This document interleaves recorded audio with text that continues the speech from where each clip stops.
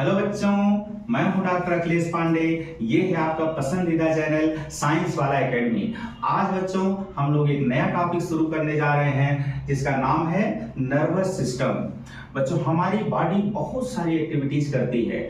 ये जो different body functions हैं इनको परफॉर्म कौन करता है? हमारे बॉडी के डिफरेंट डिफरेंट ऑर्गन्स। लेकिन जब कोई बॉडी एक्टिविटी करनी होती है तो ये ऑर्गन्स इंडिपेंडेंटली काम नहीं करते, ये आपस में मिलजुल करके एक दूसरे के ऊपर डिपेंडेंट होकर के सिंक्रोनाइज्ड वे में काम करते हैं।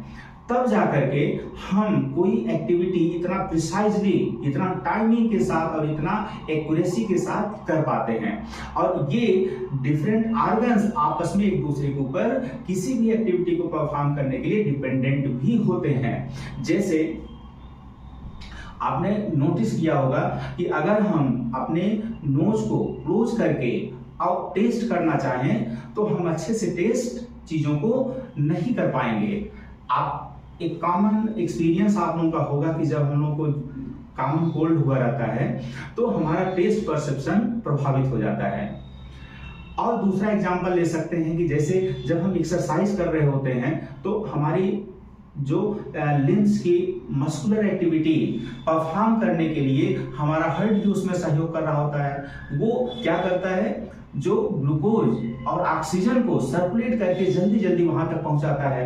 और ऑक्सीजन को जो है सप्लाई करने के लिए फेफड़े भी जल्दी जल्दी एक्सचेंज कर रहे होते हैं, हमारा ब्रीथिंग रेट बढ़ा हुआ रहता है। तो कैसे एक दूसरे के ऊपर डिपेंडेंट होकर के हम कोई बॉडी एक्टिविटी करते हैं। एक दूसरा एग्जांपल लेते हैं, जैसे जब हम भोजन कर रहे होते हैं तो हमारी जो नोज है उसको भोजन को, फूड को स्मेल करती है और हमारी आईज फूड को लोकेट करती हैं। हमारे हैंड्स उस फूड पार्टिकल को, फूड को पिक करते हैं और माउथ तक पहुंचाते हैं। तब हमारे जबड़े और हम टीथ के माध्यम से उसको च्यू करते हैं। सलाइवरी ग्लैंड सलाइवा सिक्रीट करके फूड को लुब्रिकेट करती है। टंग उसको टेस्ट करती है और इसके बाद जो है जब उसको हम निगल लेते हैं तो वो फूड हमारे जब स्टमक में पहुंचता है तो गैस्ट्रिक एंजाइम्स उसको डाइजेशन स्टार्ट कर देते हैं। जब वो जो है सेमी डाइजेस्टेड फूड जब और नीचे इंटेस्टाइन में जाता है, स्मॉल इंटेस्टाइन में पहुंचता है, तो वहां पे पैनक्रियाटिक एंजाइम्स, इंटेस्टाइन के जो एंजाइम्स हैं, जो लीवर का बाइल जूस है, ये उसको फर्दर डाइजेस्ट करते हैं। इसके बाद डाइजेशन होने के बाद जब वो ब्लड में एब्जॉर्ब हो जाता है तो सर्कुलेटरी सिस्टम हार्ट के माध्यम से उसको डिफरेंट बॉडी पार्ट्स तक पहुंचा देता है ताकि उससे हम एनर्जी प्राप्त कर सकें। और उस एनर्जी के लिए, एनर्जी प्रोडक्शन के लिए, यानी कि ऑक्सीडेशन ऑफ ग्लूकोज के लिए जो ऑक्सीजन की जरूरत है वो हमारे फेफड़े से मिलती है। तो जो और एक्सक्रीटरी प्रोडक्ट्स जो बना, जो जब डाइजेशन होगा तो कुछ ना कुछ वेस्ट बनेगा, उसको हमारी किडनी हमारे शरीर से बाहर निकाल दे रही है ताकि वो हमारे बॉडी में एक्यूमुलेट ना होने पाए। तो सोचिए कितने सारे ऑर्गन्स मिल करके एक बॉडी एक्टिविटी को परफॉर्म कर रहे हैं। तो कोई तो होगा जो इन डिफरेंट ऑर्गन्स जो अलग अलग जगह पे लोकेटेड हैं इनको कंट्रोल कर रहा होगा, इनको कोऑर्डिनेट कर रहा होगा, इनको इंटीग्रेट करके काम करवा रहा होगा। तो बच्चों ये दो ऑर्गन सिस्टम मिल करके ये सारा काम, ये सारा कंट्रोल और कोऑर्डिनेशन करते हैं। कौन कौन? एक एंडोक्राइन सिस्टम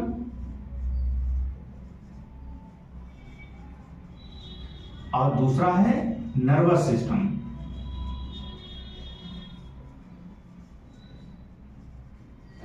एंडोक्राइन जो सिस्टम है बच्चों केमिकल कंट्रोल करता है। क्या करता है? केमिकल कंट्रोल, यानी कि केमिकल सिक्रीट करके ये डिफरेंट ऑर्गन्स को कंट्रोल और कोऑर्डिनेट करता है। उस केमिकल को क्या बोलते हैं? हार्मोन्स।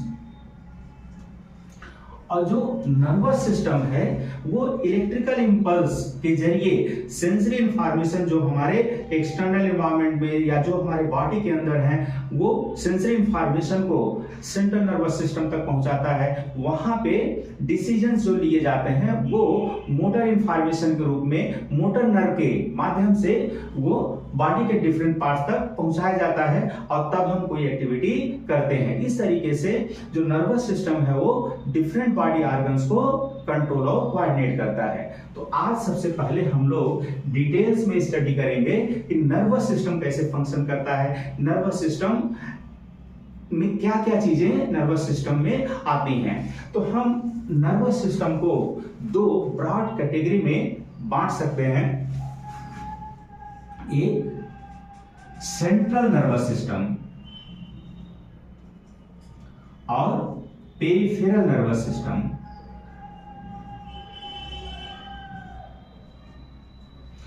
जैसा कि नाम से ही क्लियर है कि सेंट्रल नर्वस सिस्टम यानी कि जो बॉडी के सेंटर में लोकेटेड है। जैसे बच्चों ये हेड रीजन है, ये बॉडी का ट्रंक है, और ये लोअर लिम्ब और ये अपर लिम्ब। तो जो हेड में, जो हेड रीजन में लोकेटेड है उसको बोलते हैं ब्रेन, और जो बॉडी के ट्रंक में सेंटर में लोकेटेड है उसको बोलते हैं स्पाइनल कार्ड। कार्ड मतलब होता है रस्सी। ये रस्सी की तरीके से ब्रेन से नीचे लटका रहता है, इसलिए इसको क्या बोलते हैं, कार्ड। स्पाइनल कहने का मतलब है कि ये स्पाइन में है, जो हमारी जो पीछे रीढ़ की हड्डी है, जो वर्टेब्रल कॉलम है, उस वर्टेब्रल कॉलम में ये रस्सी के तरीके से लटका हुआ रहता है, इसलिए इसको बोलते हैं स्पाइनल कार्ड। तो ब्रेन और स्पाइनल कार्ड ये बॉडी के सेंट्रल पोजीशन में सिचुएटेड है, इसलिए ये दोनों मिलकर के क्या बनाते हैं, सेंट्रल नर्वस सिस्टम। और ये सेंट्रल नर्वस सिस्टम जो है इससे कई सारी नर्व्स निकलती हैं, कई सारी नर्व्स निकलती हैं, जिनको जो है न्यूरॉन्स से मिलकर के नर्व्स बनी होती हैं। अभी आगे उसको डिटेल में हम बताएंगे भी कि न्यूरॉन्स का क्या स्ट्रक्चर है, कैसे वो फंक्शन करता है। तो जो नर्व्स इससे निकली रहती हैं, जो ब्रेन से नर्व्स निकलती हैं, उनको बोला जाता है क्रेनियल नर्व्स। क्रेनियम, सर जो हेड है हम लोगों का, उसको क्रेनियम भी बोलते हैं। तो ब्रेन चूंकि क्रेनियम में सिचुएटेड है, तो उससे जो नर्व्स और ब्रेन के बेसल रीजन से नर्व्स निकलती हैं, बेस से। तो जो ब्रेन से नर्व्स निकली हैं उसको बोलते हैं क्रेनियल नर्व, और जो स्पाइनल कार्ड से निकल करके पेरिफेरी तक पहुंचती हैं, बॉडी के बाहर और बॉडी के अंदर हर जगह जो नर्व्स पहुंच रही हैं, उनको बोला जाता है स्पाइनल नर्व।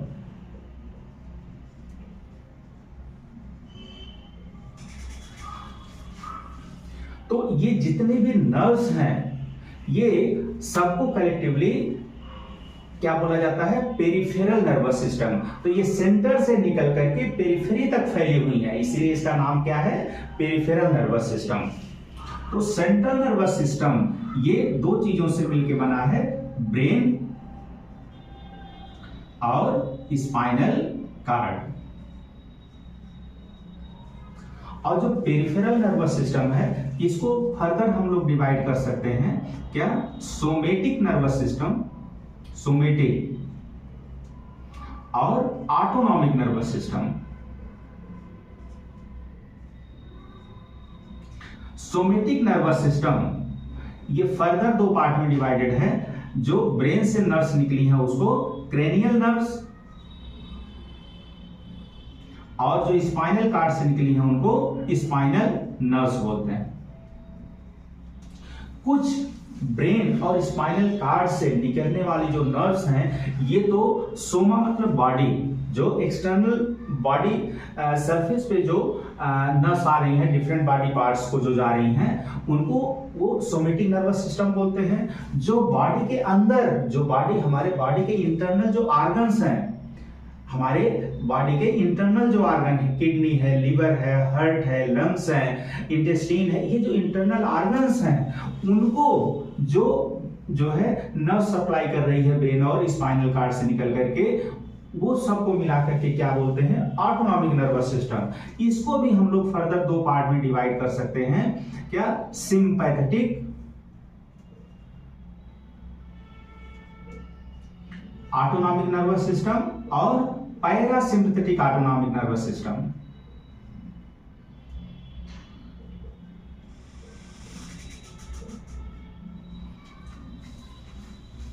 जो सिंपैथेटिक ऑटोनॉमिक नर्वस सिस्टम है बच्चों, ये जब हमारी बॉडी किसी स्ट्रेसफुल सिचुएशन में रहती है तो उस स्ट्रेसफुल सिचुएशन को मैनेज करने के लिए ये बॉडी के जो इंटरनल ऑर्गन्स हैं उनको तैयार करता है, उस हिसाब से वो फंक्शन कराता है अपने नीड के हिसाब से, ताकि हम स्ट्रेस को अच्छे से हैंडल कर सकें। और जैसे ही स्ट्रेसफुल सिचुएशन खत्म हो जाती है तो फिर बॉडी को नॉर्मलाइज करने का काम किसका होता है? पैरासिम्पैथेटिक ऑटोनॉमिक नर्वस सिस्टम का। तो जो सिंपैथेटिक ऑटोनॉमिक नर्वस सिस्टम है ये स्ट्रेसफुल कंडीशन को बॉडी हमारी अच्छे से हैंडल कर सके उसके लिए तैयार करता है, और पैरासिम्पैथेटिक का जो ऑटोनॉमिक नर्वस सिस्टम है ये हमारे बॉडी को फिर से जब स्ट्रेस खत्म हो गया तो फिर से नॉर्मलाइज करने के लिए ये पैरासिम्पैथेटिक नर्वस सिस्टम रिस्पॉन्सिबल है। और ये जो क्रेनियल नर्व्स हैं और जो स्पाइनल नर्व्स हैं ये दो प्रकार की एक्टिविटीज को कंट्रोल करती हैं, एक वॉलंटरी स्केलेटल मसल एक्टिविटी,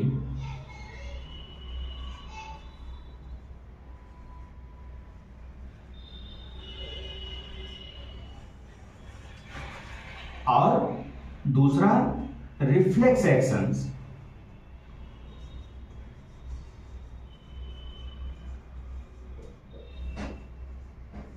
जो कि स्पाइनल कार्ड से ही परफॉर्म कर दिया जाता है। और ये जो सिंपैथेटिक और पैरासिम्पैथेटिक जो नर्वस सिस्टम है ये जो एक्टिविटीज ये इंटरनल ऑर्गन्स की कंट्रोल कर रहा है, सारी की सारी इनवॉलंटरी एक्टिविटीज हैं। क्या है? Involuntary activities.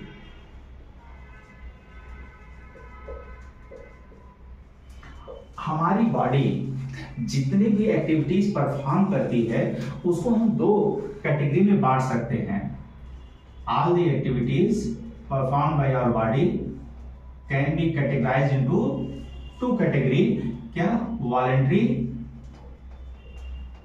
एक्टिविटी और इनवॉलंटरी एक्टिविटी।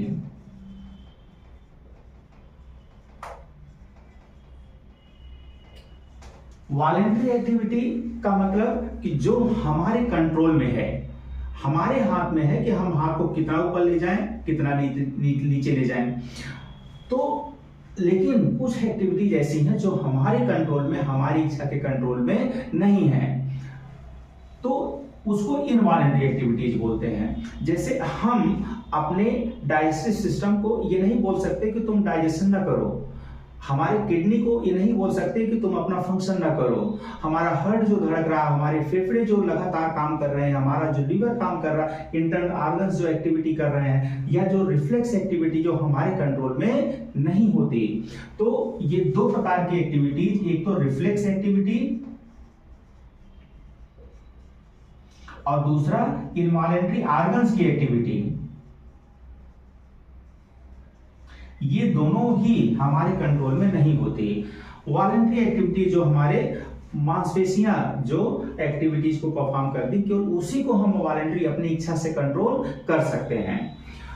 तो इस तरीके से हम देख पा रहे हैं कि जितनी भी बॉडी एक्टिविटीज हैं वो किस तरीके से नर्वस सिस्टम परफॉर्म करता है।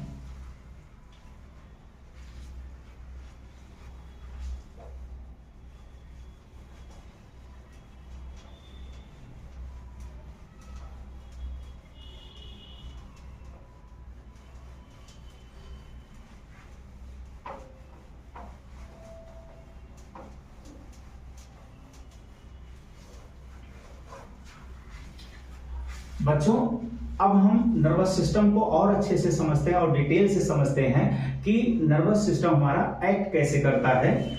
वो जितने भी स्टिमुलस हैं, जब स्टिमुलस की बात हम करते हैं तो ये कोई एक्सटर्नल एजेंट भी हो सकता है, कोई जो है बैक्टीरिया, वायरस या कोई बाहरी एजेंट भी हो सकता है, या हमारे इन्वायरमेंट में जो चेंजेस हैं, चेंजेस इन आवर इन्वायरमेंट,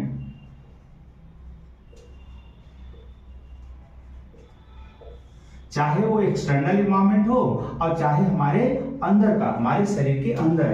तो जो चेंजेस हो रहे होते हैं उनको हमारा जो नर्वस सिस्टम, उसका काम क्या है कि उन चेंजेस को वो सेंस करता है। उसके लिए हमारे बॉडी में क्या है, रिसेप्टर्स हैं।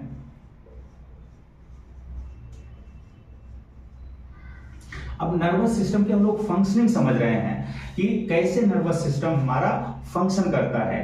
तो जो भी हमारे एनवायरनमेंट में चेंजेस होते हैं या कोई भी एक्सटर्नल जो एजेंट होता है, वो हमारी जो सेंसरी नर्व जिसपे कि रिसेप्टर्स मौजूद हैं उनको वो स्टिमुलेट करता है और उनमें एक sensory impulse generate, electrical impulse generate करता है। और वो इलेक्ट्रिकल इंपल्स उस सेंसरी इंफॉर्मेशन को वो कहां पहुंचाती है, सेंट्रल नर्वस सिस्टम। तो जो पेरिफेरल नर्वस सिस्टम का काम ही है कि सेंट्रल नर्वस सिस्टम की एक्टिविटी को फैसिलिटेट करना, उसकी मदद करना।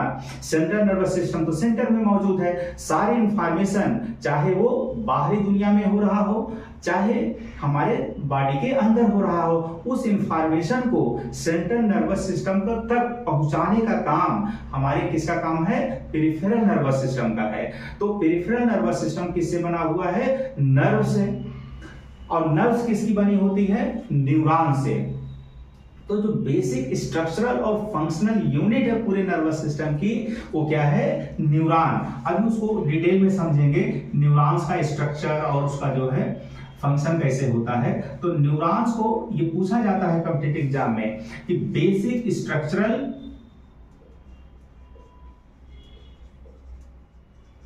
And functional unit of nervous system कौन है, न्यूरॉन। न्यूरॉन और नर्व दो टर्म हम लोग के सामने आते हैं। तो दोनों में बेसिक अंतर क्या है कि जो नर्व है that is collection of neuron, ये न्यूरॉन्स का बंडल है। जैसे टेलीफोन केबल आप लोग देखते होंगे तो उसके अंदर बहुत सारी जो है, टेलीफोन केबल के अंदर बहुत सारे वायर्स होते हैं। तो वैसे ही एक नर्व में कई सारे न्यूरॉन्स हैं। तो एक न्यूरॉन्स का एक बंडल है, ये नर्व हो गया और ये न्यूरॉन हो गया। तो नर्व क्या है, कलेक्शन ऑफ न्यूरॉन, बंडल है उसका। और न्यूरॉन ये भी गजब, जैसे आप बिजली का केबल होता है, इलेक्ट्रिक केबल होता है, उसमें भी बहुत सारे तार होते हैं और उस सारे तार इंसुलेटेड भी होते हैं ताकि जो करंट है एक तार से दूसरे तार में न जाए, शॉर्ट सर्किट ना हो जाए। उसी तरीके से सेम उसी पैटर्न पे जो न्यूरॉन्स भी, उसमें भी एक इंसुलेटेड कवरिंग होती है। अभी जब उसका स्ट्रक्चर बताएंगे तो डिटेल से बताएंगे, ताकि जो नर्व इंपल्स है जब ट्रेवल कर रही हो तो एक नर्व से दूसरे नर्व में न चली जाए, उसके लिए उसमें भी एक इंसुलेटेड कवरिंग होती है जिसको हम क्या बोलते हैं, माइलिन शीट। क्या बोलते हैं, माइलिन शीट। अभी डिटेल में बताएंगे। तो ये दोनों में अंतर है, न्यूरॉन और नर्व में। तो सारी नर्व्स को कलेक्टिवली क्या बोला जाता है, पेरिफेरल नर्वस सिस्टम। तो सेंट्रल नर्वस सिस्टम को पेरिफेरल नर्वस सिस्टम असिस्ट करता है ताकि वो बाहरी दुनिया में जो कुछ भी घटनाएं हो रही हैं, जो कुछ भी चीजें, जैसे हमने किसी को देखा तो हम कैसे रिएक्ट करेंगे, हम उसको देख के खुश भी हो सकते हैं, उसको देख के भाग भी सकते हैं, उसके ऊपर गुस्सा भी कर सकते हैं। तो हमारे जो रिएक्शंस है अलग अलग होते हैं। तो ये जो सेंसरी इंफॉर्मेशन है देख करके, जैसे हमारी आईज उसको क्या करती हैं, ये सब हमारे सेंसरी ऑर्गन्स हैं जो कि सेंस कर रहे हैं। सेंस किसको कर रहे हैं, स्टिमुलस को। तो स्टिमुलस जो डिफरेंट चेंजेस हमारे एनवायरनमेंट में होते हैं उन्हीं को क्या बोला जाता है, स्टिमुलस। वो जो स्टिमुलस है वो फिजिकल भी हो सकता है, जैसे touch, pain, pressure, thermal stimulus, बहुत अलग अलग डिफरेंट वैरायटी की stimulus, chemical stimulus, electrical stimulus. इसके अलावा लाइट, साउंड, स्मेल, टेस्ट, ये सारे स्टिमुलस हैं। ये क्या करते हैं कि जो रिसेप्टर्स कहाँ मौजूद हैं, हमारे नर्व्स की इंडिंग्स पे। कहां पे? नर्व इंडिंग पे। तो उन नर्व्स की इंडिंग पे जो रिसेप्टर्स मौजूद हैं, ये सारे स्टिमुलस, ये सारे चेंजेस इन एनवायरनमेंट, जैसे कोई चीज हमने देखा, कोई चीज हमने सुना, कोई चीज हमने स्मेल किया, कोई चीज टेस्ट किया, या कोई चीज केमिकल स्टिमुलस, या कोई चीज ठंडा या गर्म का एहसास हुआ, या किसी टच का एहसास हुआ, ये सारी स्टिमुलस है, वो क्या करते हैं कि हमारे जो नर्व्स में, नर्व इंडिंग में जो रिसेप्टर्स मौजूद हैं उनको स्टिमुलेट कर देते हैं। और वो जो रिसेप्टर है, रिसेप्टर को हम बायोलॉजिकल ट्रांसड्यूसर भी बोल सकते हैं। क्या बोल सकते हैं? ये टर्म इंपॉर्टेंट है बच्चों, बायोलॉजिकल ट्रांसड्यूसर। यानी कि ये क्या करता है कि जो स्टिमुलस, यानी कि वो एक एनर्जी के फॉर्म में है, उस एनर्जी को, स्टिमुलस की एनर्जी को इलेक्ट्रिकल इंपल्स में कन्वर्ट कर देता है, इलेक्ट्रिकल इंपल्स में कन्वर्ट कर देता है। तो इसलिए इसको क्या बोलते हैं? Biological transducer. तो अब ये सेंसरी जो इंफॉर्मेशन है वो नर्व के थ्रू, न्यूरॉन के थ्रू ट्रेवल करके एक के बाद एक, इसमें जैसे एक नर्व है, अब एक न्यूरॉन, ऐसा नहीं कि वो न्यूरॉन पूरा जो है ब्रेन और स्पाइनल कॉर्ड तक एक ही न्यूरॉन गई है, एक के बाद दूसरे न्यूरॉन, फिर तीसरी न्यूरॉन, चौथी न्यूरॉन, इस तरीके से एक के बाद एक कनेक्ट होकर के इंफॉर्मेशन को ट्रांसमिट करती रहती है और ब्रेन और स्पाइनल कॉर्ड मतलब सेंट्रल नर्वस सिस्टम तक उसको पहुंचा देती है। फिर सेंट्रल नर्वस सिस्टम उस इंफॉर्मेशन को प्रोसेस करता है और एक डिसीजन लेता है, और उस अपने डिसीजन को फिर मोटर इंफॉर्मेशन के रूप में मोटर नर्व के द्वारा वो डिफरेंट बॉडी पार्ट्स तक पहुंचा देता है, और फिर तब जाकर के हम कोई एक्टिविटी परफॉर्म करते हैं। तो इस तरीके से हमारा नर्वस सिस्टम काम करता है। तो रिसेप्टर्स हमने बताया कि ये कहां पे मौजूद होते हैं? नर्व एंडिंग में मौजूद होते हैं। इसको थोड़ा सा और डिटेल में समझना जरूरी है रिसेप्टर्स को। फिर आते हैं न्यूरॉन्स की स्ट्रक्चर को डिटेल से समझते हैं, और फिर लास्ट में ये समझेंगे कि कैसे नर्व का कंडक्शन, न्यूरॉन्स में कंडक्शन कैसे होता है, नर्व इंपल्स कैसे जनरेट होती है, कैसे कंडक्ट होती है, कैसे ट्रांसमिट होती है।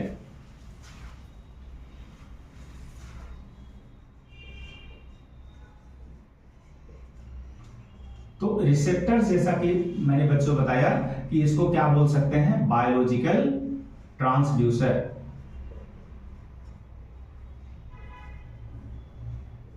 कि ये स्टिमुलस की जो एनर्जी है उसको इलेक्ट्रिकल इंपल्स में, इलेक्ट्रिकल एनर्जी में कन्वर्ट कर देती है। और ये जो रिसेप्टर्स हैं ये कहां मौजूद होते हैं? नर्व एंडिंग पे मौजूद होते हैं।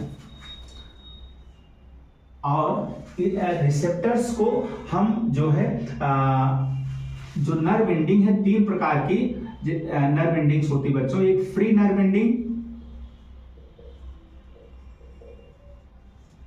एक एनकैप्सुलेटेड नर्व एंडिंग,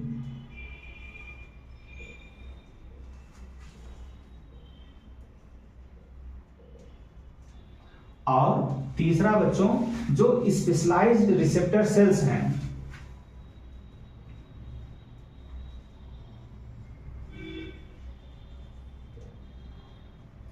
सेल्स के कहां मौजूद हैं? आप sensory organs, sensory organs. Sensory organs हम लोगों के मेन कौन कौन हैं? जैसे हमारी आईज, आईज में जो रिसेप्टर्स होते हैं उनको क्या बोला जाता है? Photo receptor. जो नोज में जो स्मेल करने के लिए रिसेप्टर्स होते हैं उनको क्या बोला जाता है? स्मेल करने वाले रिसेप्टर्स को क्या बोला जाता है? उनको जो है ऑल्फैक्टरी रिसेप्टर बोलते हैं।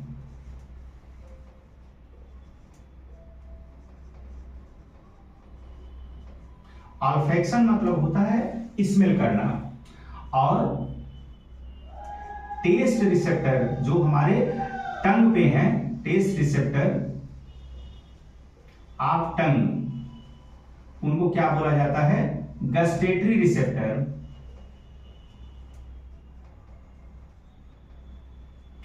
और जो हमारे ईयर में मौजूद हैं उनको क्या बोला जाता है, ऑडिटरी रिसेप्टर्स। तो ये स्पेशल सेंस ऑर्गन्स है हमारे, उनमें तो सीधे जो रिसेप्टर स्पेशलाइज्ड रिसेप्टर सेल्स ही उसमें मौजूद होती हैं, और जो फ्री नर्व एंडिंग है ये पेन और टेम्परेचर को सेंस करने के लिए जो रिसेप्टर्स हैं, पेन और टेम्परेचर, पेन के रिसेप्टर को नॉसी रिसेप्टर बोलते हैं। ये सब पूछा जा सकता है बच्चों। टेम्परेचर को सेंस करने के लिए जो रिसेप्टर होता है उसको थर्मल रिसेप्टर बोलते हैं। जो एनकैप्सुलेटेड जो नर्व एंडिंग है ये क्या सेंस करती हैं, टच और प्रेशर, टच और प्रेशर। प्रेशर को सेंस करने के लिए जो रिसेप्टर है उसको बैरो रिसेप्टर बोलते हैं। क्या बोलते हैं, baro receptor. Touch proprio receptor.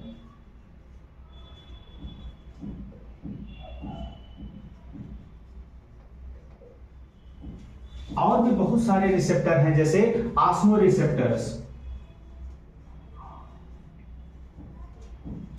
Stretch receptors, hydro receptors, इसके अलावा थर्स्ट प्यास, हंगर रिसेप्टर,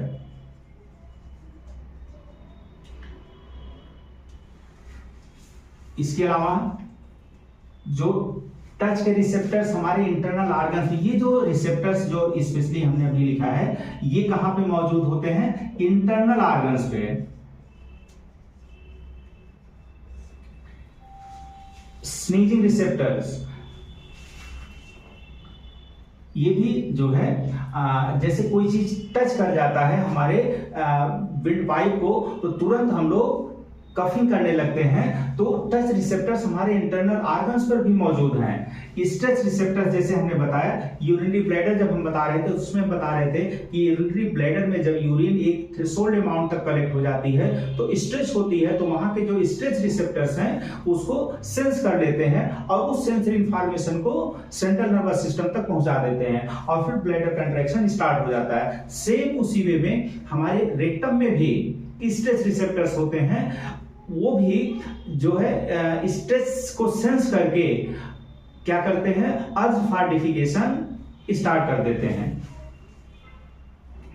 तो इस तरीके से हमारे जो नर्व एंडिंग्स हैं, इसको जो नर्व एंडिंग्स हैं उसमें रिसेप्टर्स हैं जो कि स्टिमुलस को सेंस करते हैं।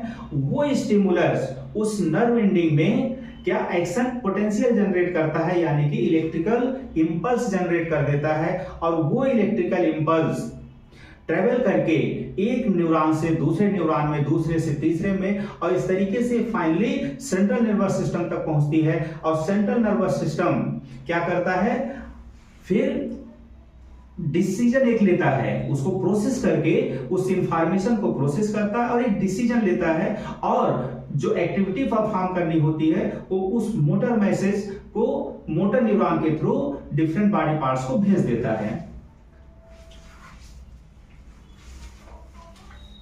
अब हम लोग जो है न्यूरॉन्स को डिटेल से समझेंगे, न्यूरॉन्स का स्ट्रक्चर कैसे होता है, न्यूरॉन्स के पार्ट्स क्या क्या हैं।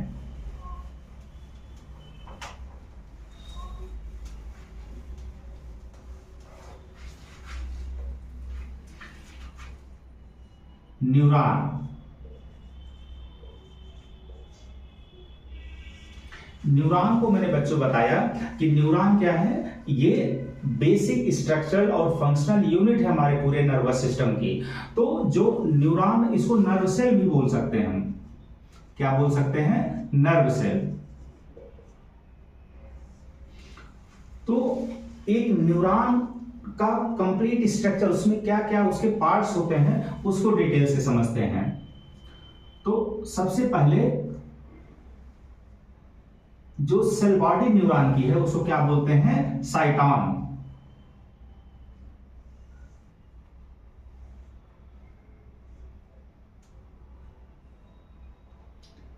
साइटॉन।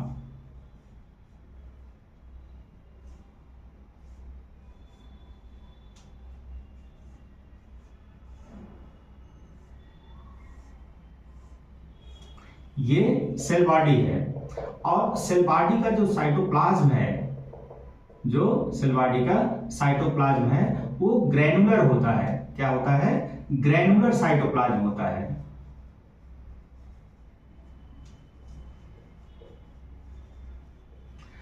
इस ग्रैन्यूल्स का नाम बहुत इंपॉर्टेंट है, जो बार बार कॉम्पिटिटिव एग्जाम में पूछा जाता है। इसको क्या बोलते हैं? ग्रैन्यूल्स को निसल्स ग्रैन्यूल।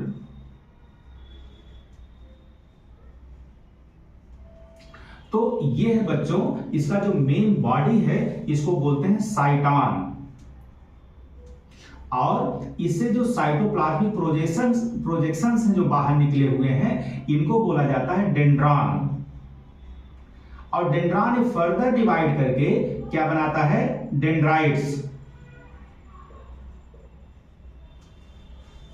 और साइटॉन से ये जो बाहर जो स्ट्रक्चर निकला हुआ है, जो आप लोग देख पा रहे होंगे, इसको बोलते हैं एक्सॉन। एक्सॉन इंड करता है फर्दर कई पार्ट में डिवाइड होकर के, जिसको बोलते हैं एक्सॉनल नर्व इंडिंग, जो कि कैप्सुलेटेड होती है।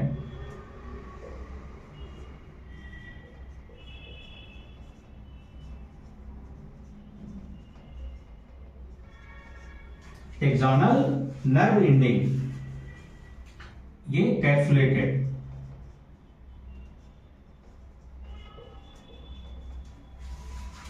जो साइटॉन है, साइटॉन को सेल बॉडी भी बोलते हैं। क्या बोलते हैं? न्यूरॉन की सेल बॉडी, जो मेन बॉडी है। इसी में सारे सेल ऑर्गेनेल्स हैं। क्या है? सेल ऑर्गेनेल्स हैं। एक क्वेश्चन पूछा जाता है बार बार बच्चों कि सारे सेल ऑर्गेनेल न्यूरॉन की सेल बॉडी में हैं एक्सेप्ट सेंट्रोसोम। तो सेंट्रोसोम एब्सेंट होता है, साइटॉन में सेंट्रोसोम एब्सेंट होता है। क्यों? क्योंकि न्यूरॉन्स जो होती हैं इनके पास डिवाइड करने की कैपेसिटी नहीं होती। तो ये याद रखना है इसको कि सारे सेल ऑर्गेनेल मौजूद हैं एक्सेप्ट सेंट्रोसोम। और जो एक्सॉन है ये इसके ऊपर एक सीथ पाई जाती है, जिसको क्या बोलते हैं? Myelin sheath. एक कवरिंग है बच्चों।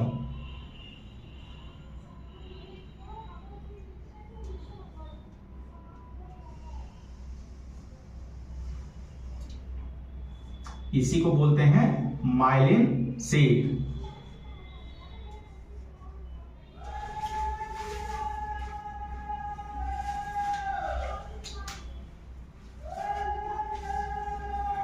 माइलिन सीथ, जो कि इसका बहुत इंपॉर्टेंट काम है। अब इसको डिटेल से एक चीज बताएंगे कि जो माइलिन सीथ है, ये सारे न्यूरॉन्स के एक्सॉन में नहीं पाई जाती। उसके आधार पे हम लोग एक्सॉन को दो कैटेगरी में डिवाइड कर सकते हैं। एक माइलिनेटेड, जिसपे कि माइलिन सीथ पाई जा रही है, और दूसरा नॉन माइलिनेटेड।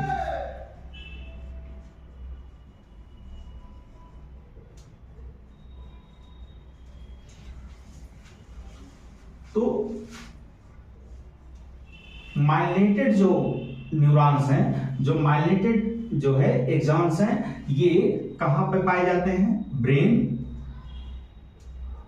स्पाइनल कार्ड, और जो spinal nerves and cranial nerves. Specially इनके जो एक्सॉन्स हैं, इन न्यूरॉन्स के जो एक्सॉन हैं, वो क्या होते हैं? माइलिनेटेड। अभी बताएंगे माइलिनेटेड न्यूरॉन्स, उनमें क्या उनको बेनिफिट मिलता है माइलिनेटेड सीथ से।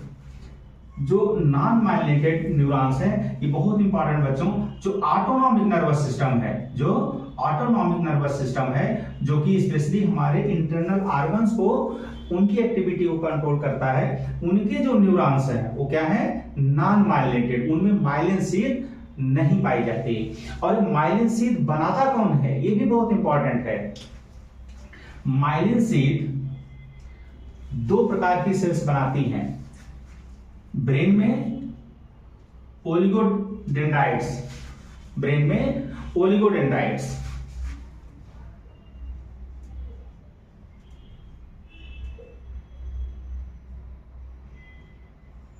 और स्पाइनल कार्ड की जो न्यूरॉन्स हैं उनमें स्वान सेल्स।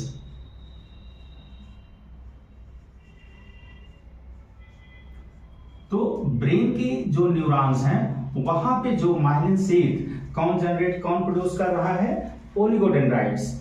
और जो स्पाइनल कार्ड की जो न्यूरॉन्स हैं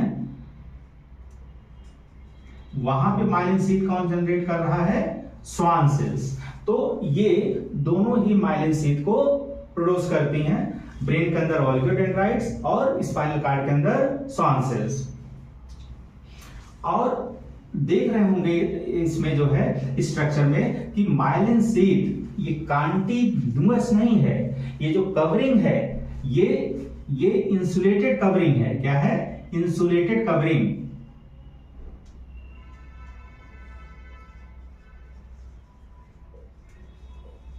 ये इंसुलेटेड जो कवरिंग है ये कॉन्टिन्यूअस नहीं है, बीच बीच में गैप है, बीच बीच में गैप है। इस गैप को बार बार पूछा जाता है, इस गैप को क्या बोलते हैं, एक स्पेशल नाम है इसका, नोड्स ऑफ रैनवियर।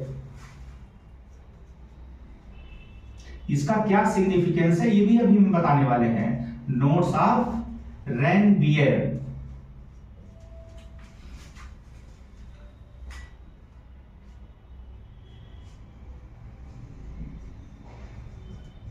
ये जो नॉब बच्चों देख रहे हैं ये इसको सिनेप्टिक नॉब बोलते हैं, अभी इसका सिग्निफिकेंस बताएंगे। तो ये जो गैप है इंसुलेटेड शीथ में इसको क्या बोलते हैं, नोड्स ऑफ रैनवियर। तो अब हम लोग आते हैं कि माइलिन शीथ का क्या फंक्शन क्या है, माइलिन शीथ का क्या फंक्शन है।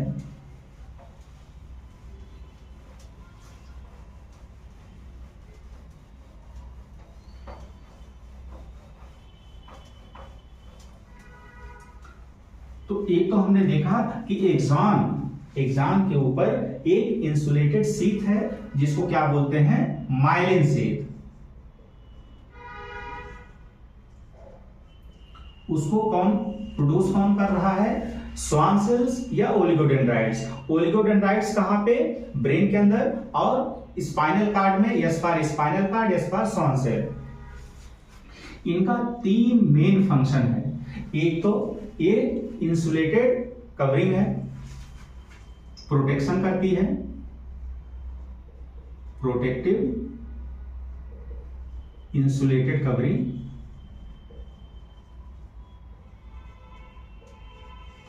दूसरा इसका काम है कि जो नर्व कंडक्शन है उसको बहुत फास्ट कर देती है, क्विक एंड एफिशिएंट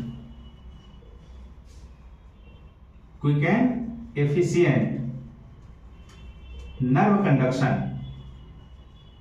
अगर ये माइलिन शीथ ना हो तो नर्व कंडक्शन बहुत ज्यादा फास्ट नहीं होगा। और तीसरा एक और काम है कि ये जो नर्व इंपल्स है उसकी स्ट्रेंथ को भी बनाए रखती है, maintains the strength of nerve impulse. तो नर्व इंपल्स को वीक नहीं होने देती और उसके कंडक्शन को फास्ट करती है।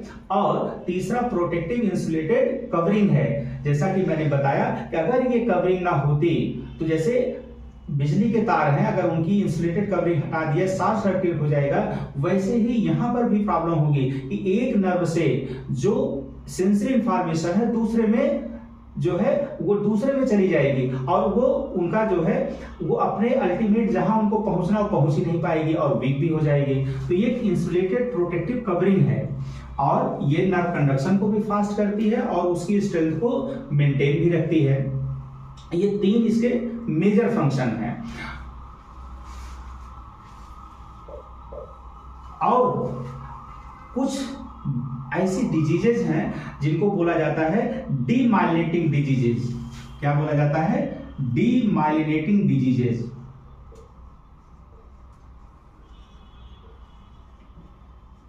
वो क्या करती हैं? जैसा नाम से ही क्लियर है कि माइलिन शीथ को डैमेज कर देती हैं, माइलिन शीथ को डैमेज कर देती हैं, जिसमें बहुत एक कॉमन और बहुत फेमस डिजीज है मल्टीपल स्क्लेरोसिस।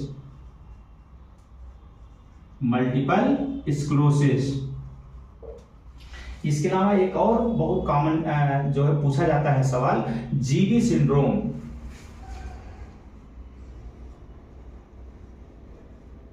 जीबी सिंड्रोम, इसका जो है गुलेन-बारी, क्या बोलते हैं? गुलेन-बारी, पूरा नाम है गुलेन-बारी सिंड्रोम।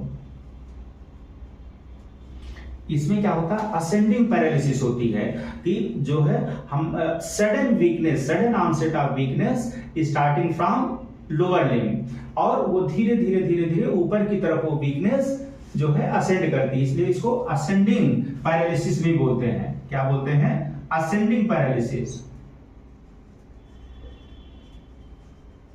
ये पैर से स्टार्ट होकर के धीरे धीरे ऊपर की ओर वो वीकनेस बढ़ती जाती है। तो जीबी सिंड्रोम, मल्टीपल स्क्लेरोसिस, इसके अलावा ये जो एल्कोहलिक न्यूरोपैथी होती है, एल्कोहल भी माइलिन शीथ को डिजनरेट करता है। Alcoholic neuropathy. इसके अलावा copper deficiency, optic nerve neuritis,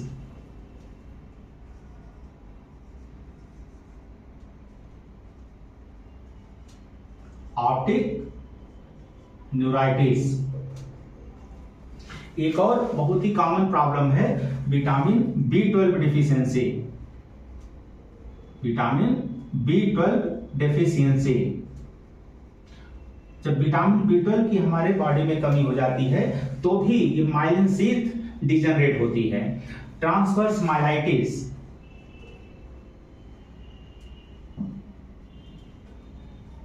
और एक और कॉमन कंडीशन है स्ट्रोक, पैरालिटिक स्ट्रोक। जब क्लॉटिंग हो जाती है हमारे ब्रेन में, इंफार्क्ट या जो है हेमरेज हो जाता है, ब्रेन की जो वेसल्स हैं फट जाती हैं, तो ये कंडीशंस में भी माइलिन शीथ डैमेज होती है। तो ये कॉमन प्रॉब्लम्स हैं जहां पे डीमाइलिनेशन हो जाता है।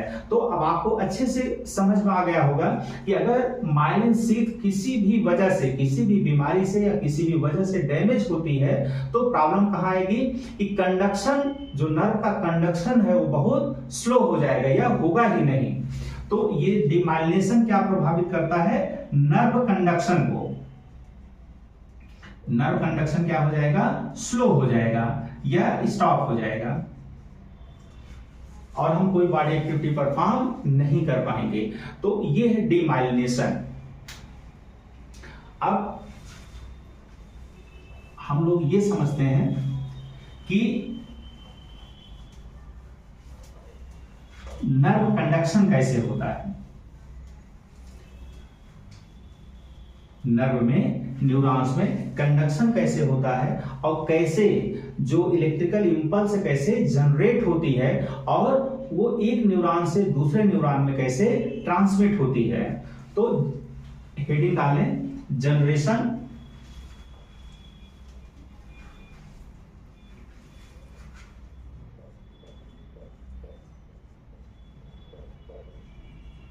Conduction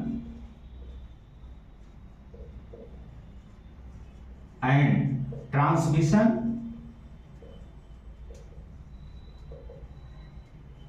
of nerve impulse.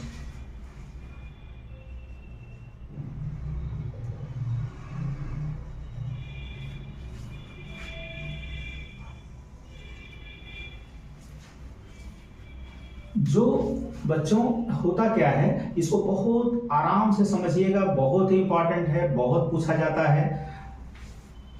जो एग्जाम है, न्यूरॉन्स का जो एग्जाम है,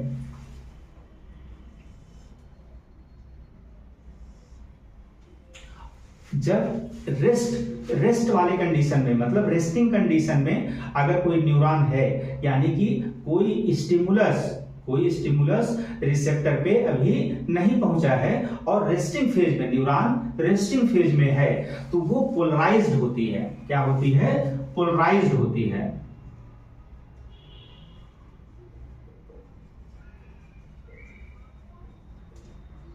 जो रेस्टिंग मेम्ब्रेन है, ये बच्चों एक्सॉनल मेम्ब्रेन है। मैंने एग्जाम को जो है उसको थोड़ा सा बड़ा बनाया है ताकि अच्छे से समझ में आए।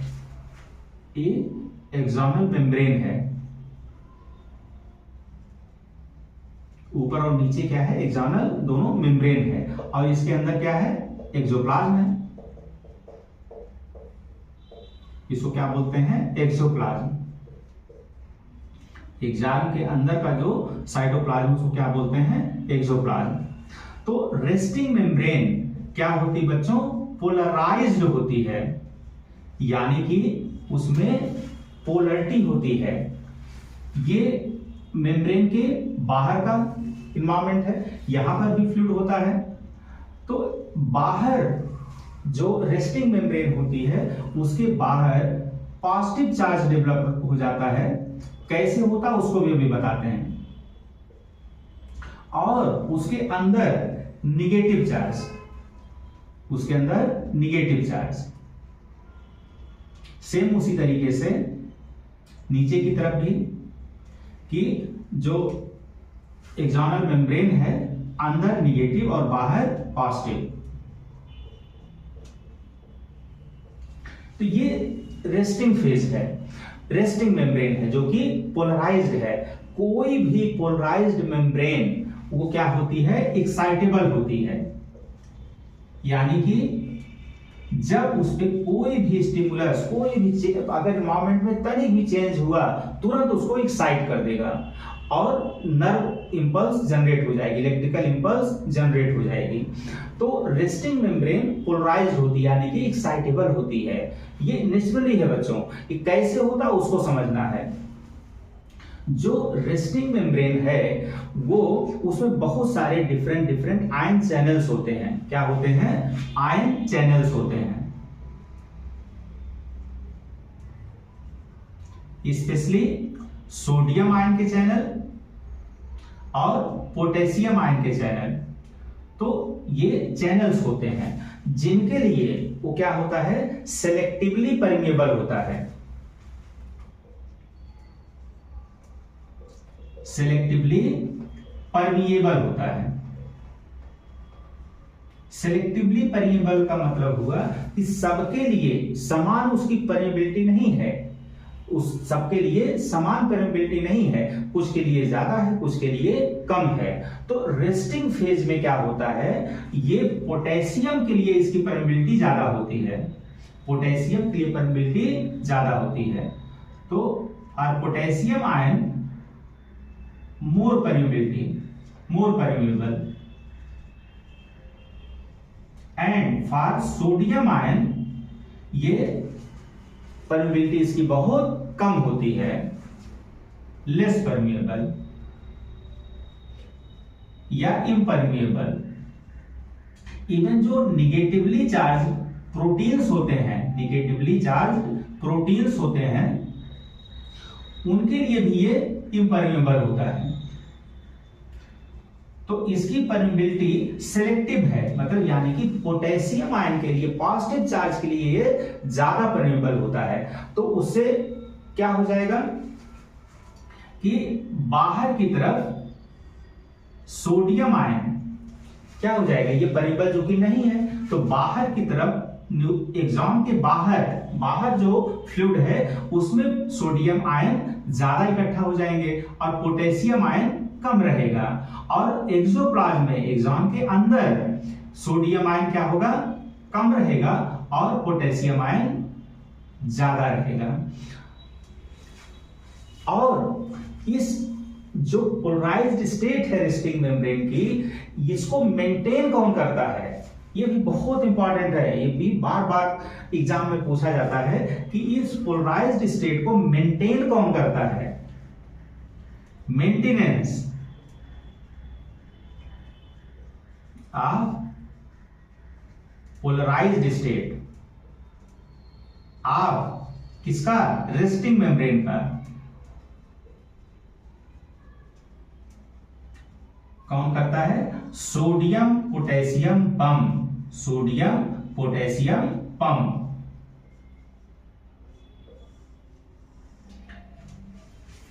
ये एक एंजाइम है, ये क्या करता है? ये जो सोडियम पोटेशियम पंप है, ये 3 सोडियम को बाहर की ओर भेजता है। 3 सोडियम आउटसाइड और 2 पोटेशियम इनसाइड। इसको बहुत जरूरी, इसको अच्छे से याद करने। 3 सोडियम आउट एंड 2 पोटेशियम इन, मतलब साइटोप्लाज्म में अंदर की ओर 3 सोडियम को बाहर भेजेगा और 2 पोटेशियम को अंदर। और ये जो काम है कि क्या है? एक्टिवली हो रहा है। एक्टिवली मतलब एनर्जी इसको एक कंज्यूम करेगा, एनर्जी का इस्तेमाल करेगा। एक्टिव ट्रांसपोर्ट इसको बोलते हैं। तो by the active transport of sodium and potassium, 3 sodium outside and 2 potassium inside the axoplasm. Active transport क्यों होना पड़ रहा है? क्योंकि आपने देखा कि ऑलरेडी बाहर सोडियम क्या है? सिलेक्टिव परमिबिलिटी की वजह से ज्यादा है, तो जो है डिफ्यूजन तो हो नहीं पाएगा, क्योंकि डिफ्यूजन होने के लिए क्या होता है? हाई से लो की तरफ जो है फ्लो होता है आयंस का। अपने हाई कंसंट्रेशन से लो कंसंट्रेशन की तरफ जो फ्लो होता है, जो उसको क्या बोलते हैं? डिफ्यूजन। और एक्टिव ट्रांसपोर्ट किसको बोलते हैं? लो लेवल से अपने हाई लेवल की तरफ जाना, लो से हाई। इसलिए वो बिना एनर्जी के इस्तेमाल के तो काम हो नहीं पाएगा। तो ये सोडियम पोटेशियम जो पंप है, थ्रू एक्टिव ट्रांसपोर्ट 3 सोडियम बाहर की ओर और 2 सोडियम अंदर की ओर एक्टिवली ट्रांसपोर्ट करता है, यानी कि एनर्जी कंज्यूम करके ट्रांसफर करता है। और इसके द्वारा वो क्या करता है? जो पोलराइजेशन है रेस्टिंग मेम्ब्रेन का, उसको मेंटेन रखता है। तो बच्चों आपने पढ़ा होगा फिजिक्स में कि ऊपर पॉजिटिव चार्ज, नीचे मेम्ब्रेन के नेगेटिव चार्ज, यानी कि यहां पे क्या डेवलप हो गया? Potential difference. क्या डेवलप हो गया? Potential difference. तो ये जो पोटेंशियल का डिफरेंस है अब तो अपोजिट चार्ज की वजह से, एक रेस्टिंग मेम्ब्रेन में जो ऊपर पॉजिटिव और अंदर नेगेटिव चार्ज होने की वजह से जो पोटेंशियल का जो डिफरेंस आ रहा है, इसी को बोलते हैं resting membrane potential, RMP, resting membrane potential. क्योंकि ये रेस्टिंग मेम्ब्रेन, अभी कोई स्टिमुलस नहीं आया है, जैसे ही कोई स्टिमुलस सेंसरी न्यूरॉन की नर्व एंडिंग पे पहुंचता है तो क्या होता है? क्या चेंजेस होते हैं? उसी को समझना है। ये बच्चों स्टिमुलस आ गया, इसने क्या किया?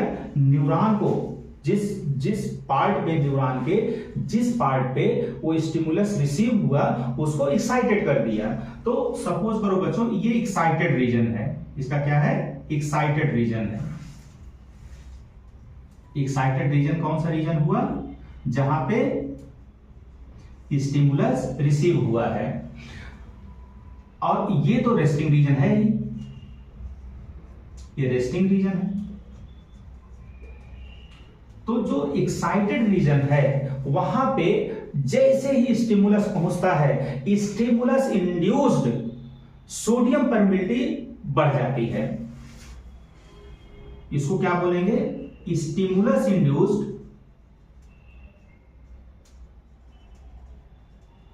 इंक्रीज इन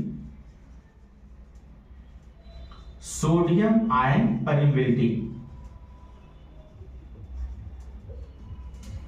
तो जिस जगह पे न्यूरॉन के जो नर्व एंडिंग पे जैसे ही स्टिमुलस पहुंचता है वहां क्या चेंज लाता है कि सोडियम की परमिबिलिटी को अचानक वो क्या कर देता है, बढ़ा देता है। तो फिर सोडियम कहां पे ज्यादा है, बाहर की तरफ ज्यादा है। वो जैसे ही उसकी परमिबिलिटी बढ़ेगी वो फटाफट कहां चला आएगा, नीचे की तरफ, अंदर, मतलब साइटो उसके एक्सॉन के अंदर। तो सोडियम आयन अंदर भाग आता है, तो उसकी वजह से क्या होगा, अब पोलैरिटी बदल गई, ज्यादा पॉजिटिव जो चार्ज है कहां पे कंसंट्रेट हो गया, एक्सॉन के अंदर। तो यहां एक्साइटेड रीजन में पॉजिटिव चार्ज अंदर की तरफ डेवलप हो गया और बाहर क्या हो गया, नेगेटिव चार्ज कंपैरेटिवली। और जो बाकी जो रेस्टिंग रीजन है अभी न्यूरॉन का, जहां पे अभी जो है स्टिमुलस नहीं पहुंचा है, वहां पे जैसे था कि अंदर नेगेटिव और बाहर पॉजिटिव।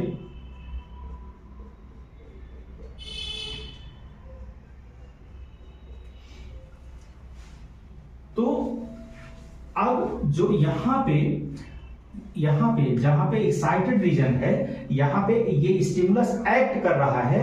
अब यहां पर भी देख रहे होंगे ऊपर बाहर की ओर नेगेटिव चार्ज और अंदर की ओर एक्सोप्लाज्म के अंदर क्या है, पॉजिटिव चार्ज। तो यहां पर भी पोटेंशियल डिफरेंस है।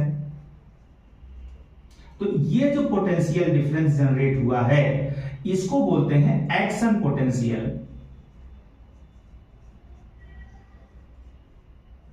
क्या बोलते हैं, एक्शन पोटेंशियल। और इसी को क्या बोला जाता है, इंपल्स।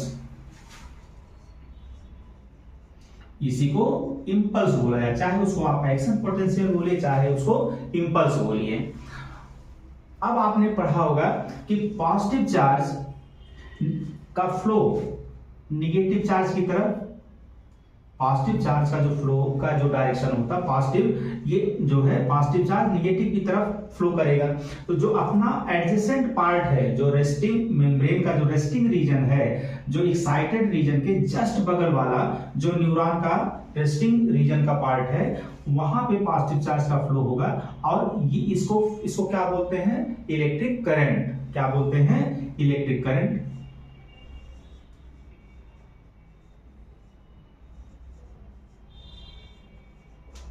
या इसी को बोल सकते हैं इलेक्ट्रिकल इंपल्स।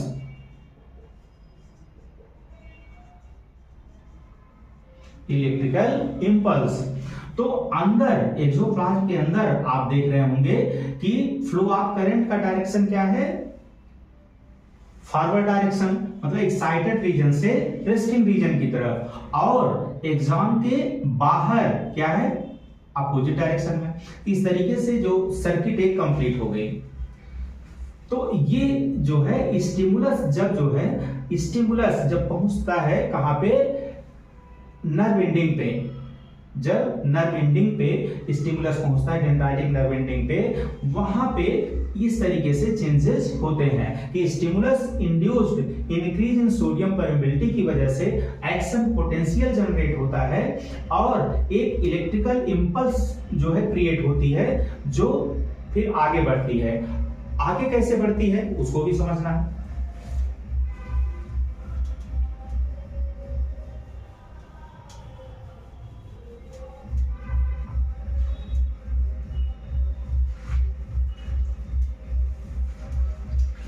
उसको समझने के पहले एक चीज और समझ लेते हैं कि जब ये स्टिमुलस इंड्यूस्ड जो परमिबिलिटी यहां सोडियम आयन की बढ़ी है, तो ये जो है आगे फर्दर क्या होगा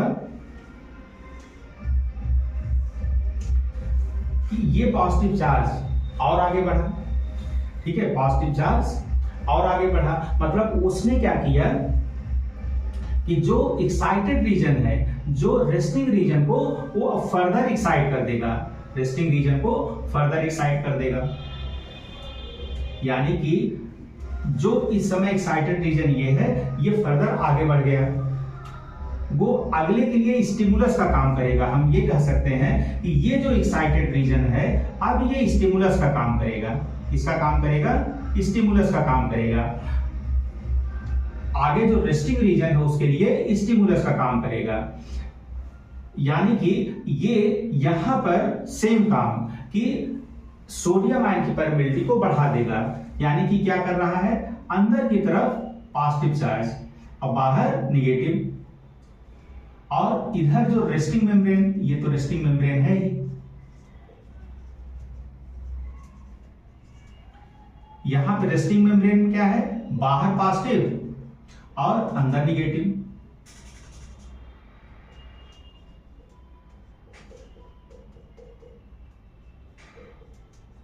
तो अभी ये एक्साइटेड रीजन था, अब ये क्या किया, ये अपने बगल वाले रेस्टिंग रीजन को उसने एक्साइट कर दिया कि ये एक्साइटेड रीजन अब ये स्टिमुलस का काम किया। आगे जस्ट उसके अहेड जो रेस्टिंग पार्ट है नर्व का, उसके लिए वो क्या काम किया, स्टिमुलस का काम किया। तो इस तरीके से अब ये फर्दर आगे स्टिमुलस का काम करेगा, अब इसको फिर ये फर्दर आगे स्टिमुलस काम करेगा। इस तरीके से एक्सॉन में जो नर्व कंडक्शन आगे बढ़ता जाएगा। अच्छा, उसी समय एक काम और होता है, वो क्या होता है कि ये जो एक्साइटेड रीजन था जहां पे पॉजिटिव चार्ज, मेम्ब्रेन के अंदर पॉजिटिव चार्ज था और बाहर निगेटिव चार्ज था, यहां पे ये जो परमिबिलिटी, इंक्रीज जो परमिबिलिटी होती है सोडियम आयन के लिए, जब इंपल्स टकराती है नर्व पे, तो वो क्या करती है, सोडियम आयन की परमिबिलिटी को अचानक बढ़ा देती है। तो ये जो इंक्रीज इन परमिबिलिटी है, स्टिमुलस इंड्यूस्ड जो परमिबिलिटी जो बढ़ी थी, ये बहुत ही शॉर्ट लिव्ड होती है। क्या याद रखना है, बहुत ही शॉर्ट लिव्ड होती है, बहुत थोड़े समय के लिए, मोमेंटरली। फिर क्या होता है, अचानक सोडियम आयन की जो परमिबिलिटी है वो अचानक बढ़ जाती है, सॉरी पोटेशियम आयन की परमिबिलिटी अचानक बढ़ जाती है। तो जो इस रीजन में जो पोटेशियम आयन है वो अंदर की ओर अचानक परमिबिलिटी बढ़ जाने की वजह से अंदर की ओर डिफ्यूज हो जाएगा।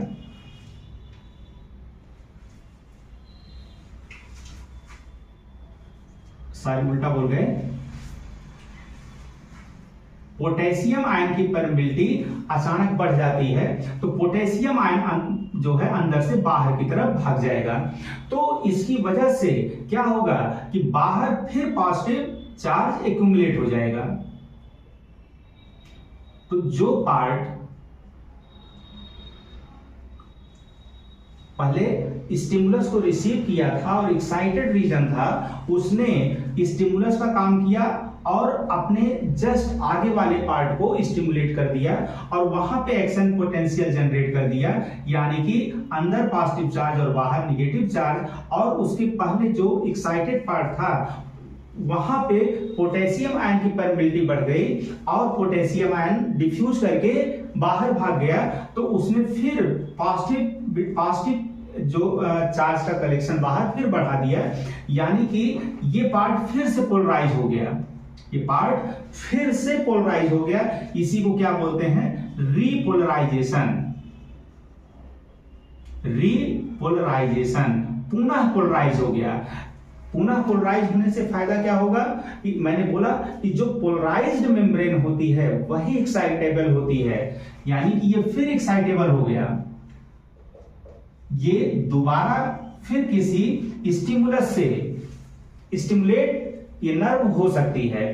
तो इसमें याद करने वाली क्या बात है कि जो रेस्टिंग मेम्ब्रेन है उसका जो रेस्टिंग मेम्ब्रेन पोटेंशियल है वो जनरेट कैसे होता है, सिलेक्टिव परमिबिलिटी की वजह से। और मेंटेन कौन करता है, सोडियम पोटेशियम पंप एक्टिवली उस जो है रेस्टिंग मेम्ब्रेन पोटेंशियल को मेंटेन रखता है। और जैसे ही स्टिमुलस नर्व पे टकराता है वहां पे क्या होता है, डीपोलराइजेशन हो जाता है। क्या हो जाता है, डीपोलराइजेशन, मतलब पोलैरिटी का अपोजिट, जो पोलैरिटी थी वो चेंज हो जाती है, उसको क्या बोला जाता है, डीपोलराइजेशन। कि जो पॉजिटिव था निगेटिव हो गया, जो निगेटिव था वो पॉजिटिव हो गया। तो ये डीपोलराइजेशन को ही क्या बोलते हैं, एक्शन पोटेंशियल का जनरेट होना, यानी कि इंपल्स का जनरेट होना। इस तरीके से जो स्टिमुलस था उसने इंपल्स को जनरेट कर दिया और वो इम्पल्स क्या करता है, जो एक्साइटेड रीजन है अपने जस्ट आगे वाले जो रेस्टिंग रीजन है नर्व का, उसको उसके लिए स्टिमुलस का काम करता है। सेम वही काम सोडियम आयन की परमिबिलिटी को वहां बढ़ा करके वहां पे एक्शन पोटेंशियल जनरेट कर देता है। अब ये फर्दर अपने आगे वाले जो रेस्टिंग पार्ट है वहां पे सोडियम आयन की परमिबिलिटी बढ़ा देगा, वहां पे एक्शन पोटेंशियल जनरेट हो जाएगा। इस तरीके से एक्शन पोटेंशियल जो है वो कंडक्शन होता रहता है, आगे की तरफ जो है नर्व में न्यूरॉन में आगे बढ़ता जाता है। और जो है पीछे वाला जो पार्ट है, जो पहले अभी एक्साइटेड था स्टिमुलस के आने की वजह से, वो वहां पर जो है अचानक पोटेशियम आयन की परमिबिलिटी बढ़ जाती है, और पोटेशियम आयन की परमिबिलिटी की बढ़ने की वजह से पोटेशियम आयन बाहर की तरफ भाग जाता है और पुनः जो निगेटिव था उसको पॉजिटिव कर देता है, जिसको कि रीपोलराइजेशन कहते हैं। तो क्वेश्चन बच्चों यही पूछा जाता है कि अगर पूछा जाए कि रीपोलराइजेशन की वजह क्या है, तो क्या कहेंगे, पोटेशियम आयन का बाहर की तरफ डिफ्यूज होना। पोटेशियम आयन की परमिबिलिटी बढ़ने की वजह से पोटेशियम आयन का एक्सोप्लाज्म से बाहर की तरफ चला जाना, ये क्या करता है, रीपोलराइजेशन। और डीपोलराइजेशन के लिए क्या, कौन रिस्पॉन्सिबल है, stimulus induced increase in sodium ion permeability, यानी कि सोडियम आयन का अंदर की तरफ आना। तो अगर सोडियम आयन अंदर की ओर डिफ्यूज होकर के आ रहा है, उसकी वजह से क्या हो रहा है, डीपोलराइजेशन। और पोटेशियम आयन डिफ्यूज होकर के बाहर की तरफ जो जा रहा है, उसकी वजह से क्या हो रहा है, रीपोलराइजेशन। और रेस्टिंग मेम्ब्रेन जो पोटेंशियल है वो सेलेक्टिव परमिबिलिटी की वजह से जो है वो प्रोड्यूस हो रहा है और मेंटेन कौन कर रहा है, सोडियम पोटेशियम पंप, जो कि एक्टिवली उसको करती है। तो ये दोनों तो डीपोलराइजेशन और रीपोलराइजेशन डिफ्यूजन प्रोसेस है। और जो एक्टिव मेम्ब्रेन जो रेस्टिंग मेम्ब्रेन जो पोटेंशियल का मेंटेनेंस है वो एक्टिव प्रोसेस है, यानी कि वो एनर्जी कंज्यूम करने वाला प्रोसेस है। तो अब तक हम लोगों ने देखा कि किस तरीके से जो नर्व इंपल्स है, यानी कि एक्शन जो पोटेंशियल है, कैसे जनरेट होता है और कैसे उसका एग्जाम में कंडक्शन होता है। अब उसका ट्रांसमिशन कैसे होगा इसको समझते हैं कि transmission of nerve impulse, transmission का मतलब कि एक नर्व से, एक न्यूरॉन से दूसरे न्यूरॉन में कैसे पहुंचता है, या एक न्यूरॉन से किसी इफेक्टर यानी कि मसल्स या ग्लैंड्स में कैसे वो मैसेज पहुंचता है।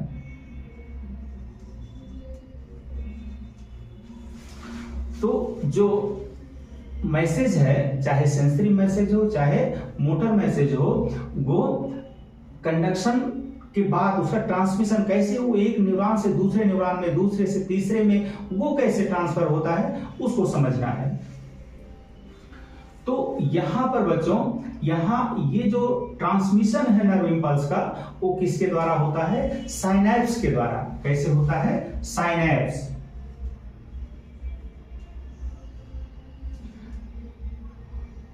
ये क्या होता है कि जो दो न्यूरॉन्स हैं वो बच्चों एक दूसरे से कांटेक्ट नहीं करते, वो एक दूसरे से डायरेक्ट कांटेक्ट में नहीं आती, वहां पे क्या होता है, गैप होता है। सिम मतलब पास आना, दो चीजों का टुगेदर पास आना, एफ मतलब गैप। तो गैप होता है, दो न्यूरॉन के बीच में क्या होता है, गैप होता है, डायरेक्ट कांटेक्ट नहीं होता,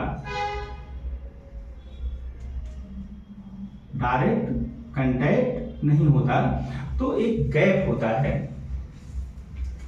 जैसे इसको बनाते हैं,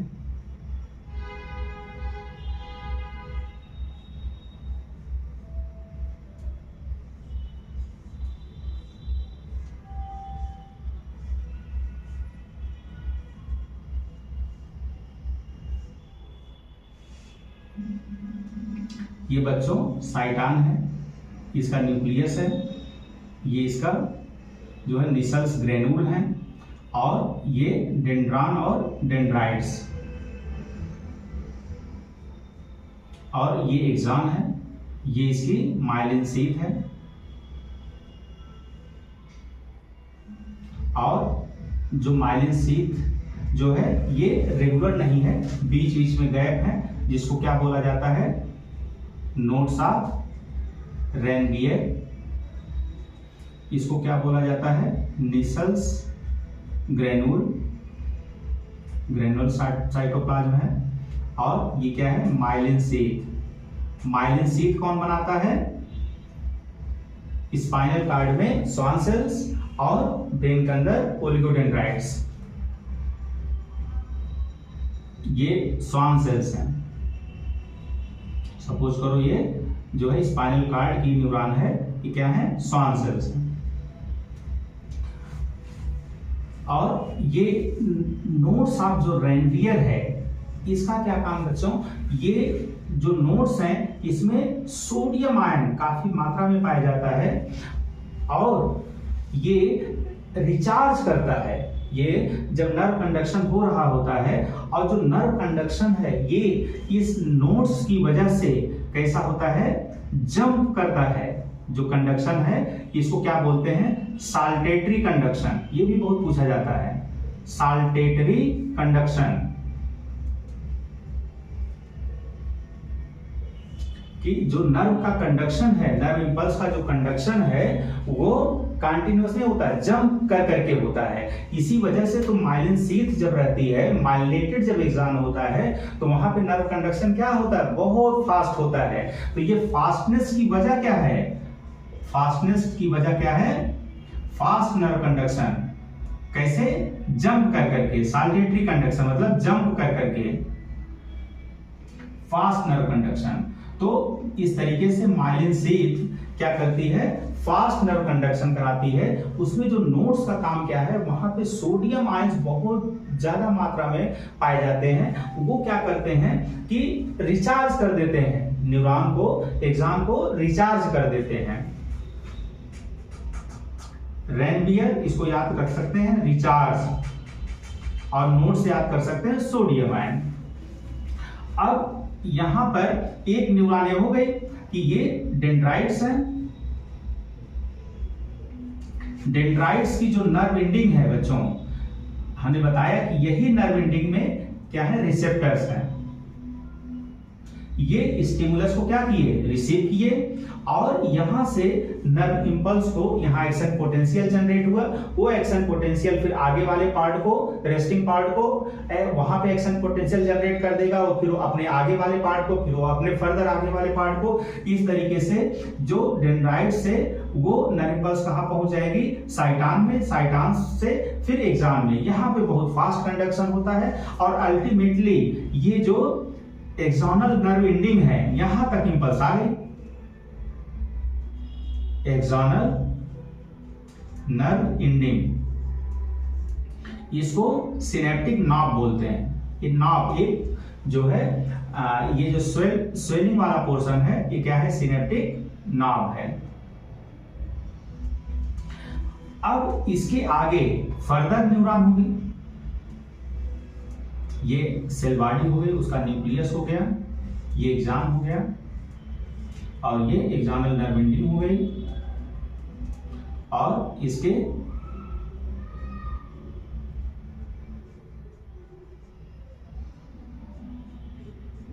ये डेंड्राइट्स हो गए। तो ये जो एक न्यूरॉन दूसरे न्यूरॉन से, एक न्यूरॉन दूसरे न्यूरॉन से डायरेक्ट कांटेक्ट में नहीं है, डायरेक्ट कांटेक्ट में नहीं है, ये एक गैप है, दोनों के बीच में एक गैप है। तो यहां पे इसकी जो नर्व इंपल्स है वो इसमें कैसे पहुंचती है, इसी को क्या बोलते हैं, ट्रांसडक्शन, क्या बोलते हैं, सॉरी ट्रांसमिशन। तो ये ट्रांसमिशन कैसे होता है, यहाँ की नर्व इंपल्स इसमें कैसे ट्रांसमिट हो जाती है, जिसको क्या बोलते हैं, ट्रांसमिशन ऑफ नर्व इंपल्स। तो ये गैप में क्या होता है, जो सिनेप्टिक नॉब है इसमें क्या होती है, वेसिकल्स होती है, सिनेप्टिक वेसिकल्स होती हैं। इसको थोड़ा सा अगर इसको इलाज करके देखा जाता है जब, तो ये जैसे एक्सोनल नर्व एंडिंग है, ये सिनेप्टिक नॉब है और इसमें क्या है, वेसाइकल्स हैं। इसको क्या बोलते हैं, सिनेप्टिक वेसाइकल। इसमें क्या होता है, न्यूरोट्रांसमीटर जैसे कि एसिटाइल कोलिन।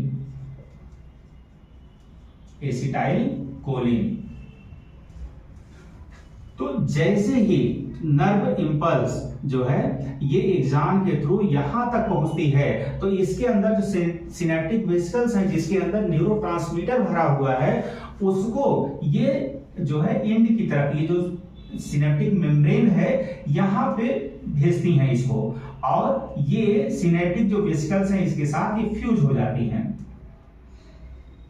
जो प्रीसिनेप्टिक मेम्ब्रेन है फ्यूज हो जाती हैं और अपना जो न्यूरोट्रांसमीटर है इसमें सिक्रीट कर देती हैं। ये गैप है, ये आप समझो ये पोस्ट सिनेप्टिक मेम्ब्रेन है। क्या है, पोस्ट सिनेप्टिक मेम्ब्रेन, और ये प्रीसिनेप्टिक मेम्ब्रेन।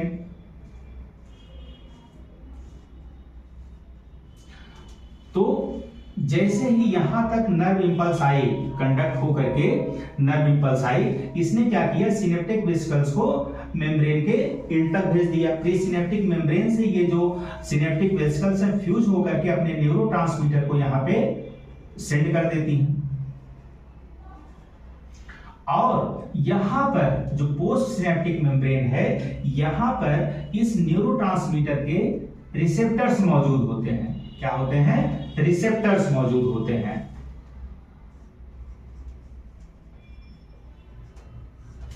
और फिर वही कहानी कि जो रिसेप्टर्स होते हैं, जैसे यहां पर नर्व एंडिंग में डेंड्राइट्स में रिसेप्टर थे, वो स्टिमुलस को जो है जैसे ही रिसीव किए यहां एक्शन पोटेंशियल जनरेट हुआ, सेम उसी तरीके से यहां पे जो केमिकल एसिटाइलकोलिन सिक्रीट हो रहा है, न्यूरोट्रांसमीटर जो सिक्रीट हो रहा है, वो जब इस रिसेप्टर पर पहुंचता है तो ये इसको स्टिमुलेट करके यहां फिर एक्शन पोटेंशियल यानी कि नर्व इंपल्स नई जनरेट कर देगा। तो इस तरीके से ये जो नर्व इंपल्स एक न्यूरॉन की दूसरे न्यूरॉन में ये ट्रांसमिट हो गई, तो इसी को बोलते हैं ट्रांसमिशन ऑफ नर्व इंपल्स। तो यहां पर ये केमिकल सिक्रीट करके काम हो रहा है, तो इसलिए इस जनरेशन, कंडक्शन और ट्रांसमिशन ऑफ नर्व इंपल्स को इस तरीके से हम लोग समझ सकते हैं। और इसको इसीलिए जो है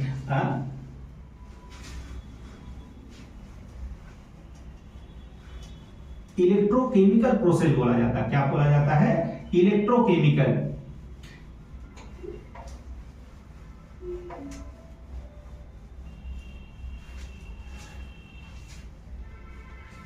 ये क्या है, इलेक्ट्रोकेमिकल,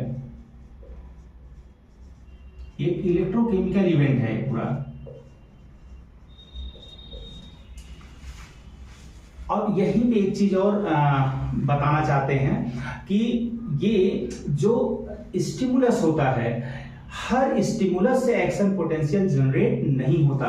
होता क्या है बच्चों, स्टिमुलस क्या करते हैं, रिसेप्टर में ग्रेडेड पोटेंशियल जनरेट करते हैं। ग्रेडेड पोटेंशियल जनरेट करते हैं, यानी कि मतलब जो है उनका एक थ्रेशोल्ड अगर लेवल, अगर उस स्टिमुलस का थ्रेशोल्ड लेवल जब तक नहीं पहुंच जाता तब तक एक्शन पोटेंशियल में कन्वर्ट नहीं होता। तो एक उनका यानी कि हम ये कह सकते हैं कि उनकी स्ट्रेंथ इतनी होनी चाहिए कम से कम कि वो जो रिसेप्टर पोटेंशियल है, जो ग्रेडेड पोटेंशियल है या रिसेप्टर पोटेंशियल उसको बोल सकते हैं, वो जब थ्रेशोल्ड लेवल तक मतलब इतना स्ट्रांग होगा, इतना स्ट्रांग इनफ होना चाहिए कि थ्रेशोल्ड लेवल तक उसकी एनर्जी हो, तब जाकर के वो जो ग्रेडेड पोटेंशियल है वो एक्शन पोटेंशियल में कन्वर्ट होता है। अदरवाइज जो है एक वीक स्टिमुलस भी जो है एक्शन पोटेंशियल या नर्व इंपल्स में कन्वर्ट हो जाता, ऐसा नहीं है। उनकी स्ट्रेंथ प्रॉपर, उनकी एनर्जी लेवल इतना होना चाहिए कि वो ब्रेडेड पोटेंशियल जो है एक्शन पोटेंशियल में कन्वर्ट हो सके। और सिनेप्स भी बच्चों दो प्रकार की सिनेप्स होती है। एक इलेक्ट्रिकल सिनेप्स उसको बोलते हैं। सिनेप्स का क्या काम है? Transmission of nerve impulse from one neuron to another neuron. तो जो सिनेप्स होती है वो दो प्रकार की होती है, एक इलेक्ट्रिकल सिनेप्स और एक केमिकल सिनेप्स।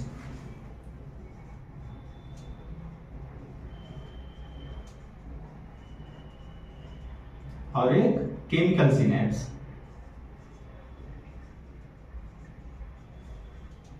इलेक्ट्रिकल सिनेप्स में क्या होता है, ये जो मैंने क्लेफ्ट बताया था, जो गैप बताया था, वो गैप यहां पे नहीं होता, नो सिनेप्टिक क्लेफ्ट। यानी कि बहुत जो एक न्यूरॉन दूसरे न्यूरॉन के बहुत नजदीक आ जाती है और वहां पर जैसे एग्जाम में नर्व इंपल्स जो है कंडक्ट हो रही थी, सेम उसी तरीके से एक से दूसरे में कंडक्ट हो जाती है। लेकिन जो केमिकल सिनेप्स होता है वहां पे दो न्यूरॉन के बीच में गैप ज्यादा होता है और यहाँ पे न्यूरोट्रांसमीटर की मदद ली जाती है। वो पहले केमिकल सीक्रेट होगा और फिर वो जाकर के यहाँ पे दूसरे वाले न्यूरॉन में एक्शन पोटेंशियल जनरेट करेगा। तो दो प्रकार की सिनेप्स, दो प्रकार के न्यूरॉन और न्यूरॉन के बीच में जो ट्रांसमिशन हो रहा है, इस तरीके से दो प्रकार से होता है। ये जो इलेक्ट्रिकल सिनेप्स जहां बनती है वहां थोड़ा फास्ट कंडक्शन होता है, जो केमिकल सिनेप्स बनती है वहां पे थोड़ा सा स्लो कंडक्शन होता है, स्लो ट्रांसमिशन होता है। तो इस तरीके से नर्व का जो है नर्व, एक न्यूरॉन में नर्व इंपल्स का ट्रांसमिशन होता है। तो generation of transmission, generation of nerve impulse, conduction of nerve impulse और ट्रांसमिशन ऑफ नर्व इंपल्स, इस तरीके से हमने डिटेल में आप लोगों को बताया है।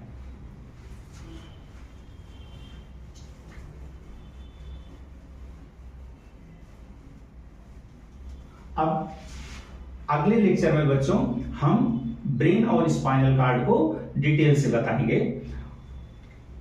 अगर ये लेक्चर बच्चों आप लोगों को पसंद आया हो तो इसको ढेर सारी लाइक्स दीजिए, इसको सब्सक्राइब कीजिए, लोगों तक